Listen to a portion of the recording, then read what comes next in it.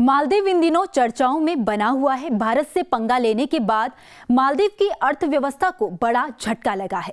अर्थव्यवस्था को बचाने के लिए मालदीव के राष्ट्रपति चीन के पास पहुंच गए। दोनों देशों के बीच 20 अहम समझौते हुए, जिसके बाद ऐसा माना जा रहा है कि मालदीव की भी हालत पाकिस्तान और श्रीलंका जैसी हो सकती है, क्योंकि पूरी दुनिया जानती है कि चीन की दोस्ती का क्या अंजाम होता है। चीन से जो भी जुड़ता है वो घुटनों पर आ जाता है। ये बात हम खुद से नहीं, बल्कि ऐसे पाकिस्तान और श्रीलंका इसका उदाहरण है। दोनों ही देशों की हालत इतनी खराब हो गई है कि इनका विदेशी मुद्रा भंडार लगभग खत्म हो गया है। अब मालदीव भी उसी राह पर चल पड़ा है। बहुत पुरानी बात नहीं है जब पाकिस्तान में आटे की लूट के वीडियोस वायरल हुए थे, और ऐसा ही हाल श्रीलंका का भी हुआ था, जहां लगातार बढ़ती महंगाई हिंसक प्रदर्शनों की वजह बन गई थी। दोनों देशों की इस आर्थिक हालत का बहुत बड़ा जिम्मेदार चीन को माना जा रहा था, जिसके कर्जजाल में ये दोनों देश फंस गए। चीन की शर्त मानना इन दोनों देशों के लिए मजबूरी बन गया था। इन दोनों देशों में हालत अभी भी पटरी पर नहीं आए हैं और चीन ने अगला शिकार ढूंढना शुरू कर दिया है। पाकिस्तान की कंगाली की हालत किसी से छिपे नहीं है। लोग आटे चावल के लिए तरस रहे थे।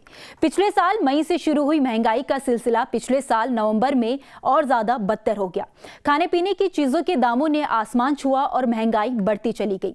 पाकिस्तान में हालत बिगड़ते जा रहे थे, और इस बीच चीन के एक बैंक ने $30 करोड़ का कर्ज वापस मांग लिया।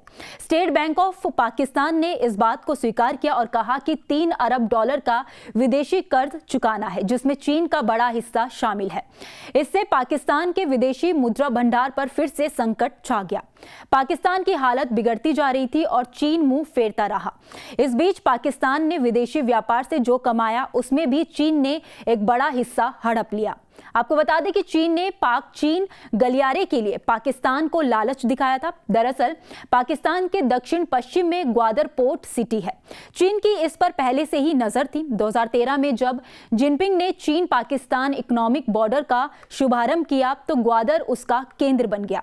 यह इलाका बलूचिस्तान में है, जहां की आबादी करीबन 75,000 है। इसे 11 जोन में बांटना था। 2050 तक इसकी आबादी 20 लाख होनी थी।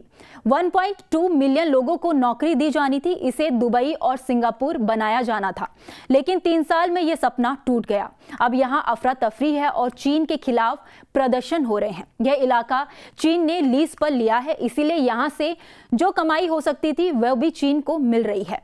अब बात श्रीलंका की करें तो भारत के इस पड़ोसी मुल्क में महंगाई को लेकर हिंसक प्रदर्शन हुए, और बात इतनी बढ़ गई कि कोलंबो में राष्ट्रपति भवन पर प्रदर्शनकारियों ने हमला कर दिया। यहां महंगाई दर 50% को भी पार कर चुकी थी। ना वहां बिजली थी, ना दवाई और ना ही ईंधन। हालत ऐसे थे कि गैर सरकारी वाहनों को ईंधन देने पर ही रोक लगा दी गई थी। पाकिस्तान की तरह यहां भी विदेशी मुद्रा ही नहीं बची थी। यहां भी महंगाई की मुख्य वजह चीन बना।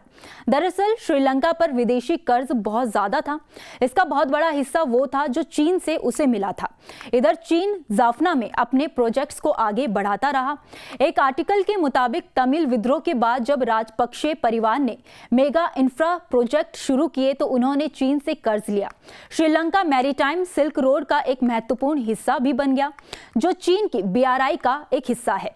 ऐसे में श्रीलंका कर्ज के जाल में फंस गया। जब श्रीलंका गंभीर संकट से गुजर रहा था, उस वक्त तत्कालीन विदेश मंत्री वांग यी कोलंबो गए। श्रीलंका ने नए लोन की उम्मीद लगाई, लेकिन वांग ने IMF से बातचीत कर श्रीलंका की दुर्दशा से आंखें फेर ली। चीन की BRI यानी बेल्ट एंड रोड इनिशिएटिव एक वैश्विक संपर्क परियोजना है। इसका मकसद यूरोप से सीधे एशिया को जोड़ना है। इसमें विकासशील देशों को शामिल किया गया है। खासकर छोटे देशों को चीन पहले लोन देकर फंसाता है। इससे उनकी संप्रभुता प्रभावित होती है। इसके बाद जब हालत प्रभावित होते हैं, तो फिर कर्ज वापसी का दबाव बनाकर चीन संबंधित देशों से वो सब कराता है जो वो नहीं करना चाहते हैं। वहीं अब ऐसा माना जा रहा है कि पाकिस्तान और श्रीलंका के बाद अब चीन की रडार पर मालदीव है। दरअसल मालदीव के राष्ट्रपति मोइजू चीन के 5 दिन के दौरे पर गए थे। उन्होंने चीन के साथ 20 से ज्यादा प्रोजेक्ट साइन किए। इससे पहले मालदीव सरकार के मंत्रियों ने PM मोदी की लक्षद्वीप यात्रा का मजाक उड़ाया था। भारत की कूटनीति के दबाव में मालदीव सरकार ने इन मंत्रियों को सस्पेंड कर दिया। इसके बाद मोइजू चीन गए और वहां ड्रैगन की तारीफों के पुल बांधे, जो शायद आने वाले वक्त में उनके लिए मुसीबत बन सकता है, खैर, इस वीडियो में इतना ही। इस वीडियो को लेकर आपकी क्या राय है, आप हमें कमेंट सेक्शन में जरूर बताइएगा।